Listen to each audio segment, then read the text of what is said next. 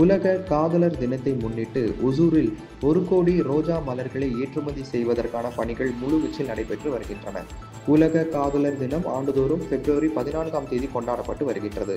இதையொட்டி ஒசூர் மண்ணிற்கே உரித்தான பெருமைமிகு ரோஜா மலர்கள் Singapore, Malaysia, America, Australia, New Zealand மற்றும் வளைகுடா நாடுகளுக்கு ஆண்டுதோறும் ஏற்றுமதி செய்யப்பட்டு வருகிறது. இங்குள்ள தட்ப வெப்பநிலை, மண்ணின் தரம் ஆகியவை காரணமாக உலக காதலர்கள் விரும்பும் மலராக ஒசூர் ரோஜா மலர்கள் திகழ்கின்றன.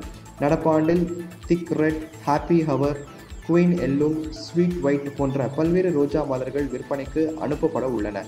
ரோஜா மலர்கள் அறுவடை மற்றும் விற்பனை குறித்து விவசாயிகள் கூறுகையில், கடந்த 10 ஆண்டுகளில் மலர்கள் உற்பத்தி பொருட்களுக்கான விலை உயர்ந்து கொண்டே வருகிறது எனவும், ஆனால் பூக்களின் விலை மட்டும் உயரவில்லை எனவும் தெரிவித்தனர். மேலும் ஆட்கள் பற்றாக்குறை இருப்பதாகவும், அதனை ஈடு செய்ய 100 நாள் வேலை திட்ட பயனாளிகளை மலர் சாகுபடி பணிக்கு பயன்படுத்த அனுமதிக்க வேண்டும் எனவும் விவசாயிகள் கேட்டுக்கொண்டனர்.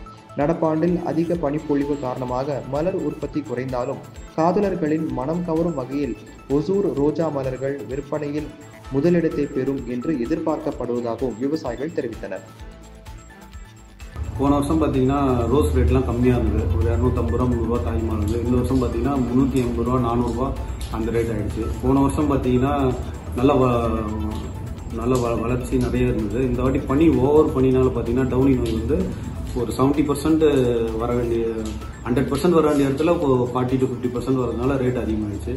போன வருஷம் பார்த்தீங்கன்னா நாங்கள் ஒரு 2 லட்சம் பூ வரைக்கும் விற்றுனோம். இந்த வருஷம் பார்த்தீங்கன்னா அது அப்படியே ஆஃப் ஆகிடுச்சு.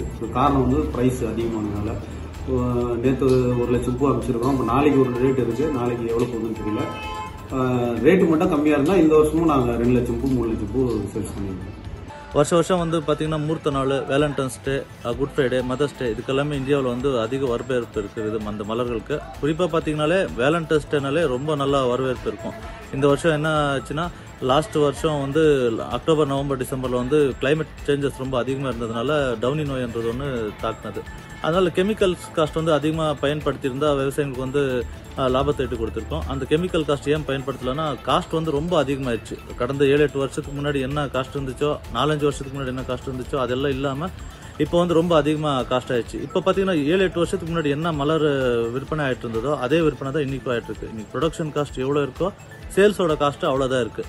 அதனால் மத்திய அரசும் மாநில அரசும் சேர்ந்து எங்களுக்கு வந்து ஃபெர்டிலைசர்ஸ் காஸ்ட்டு, கெமிக்கல் காஸ்ட்டு ரொம்ப குறைச்சி கொடுக்கணும்.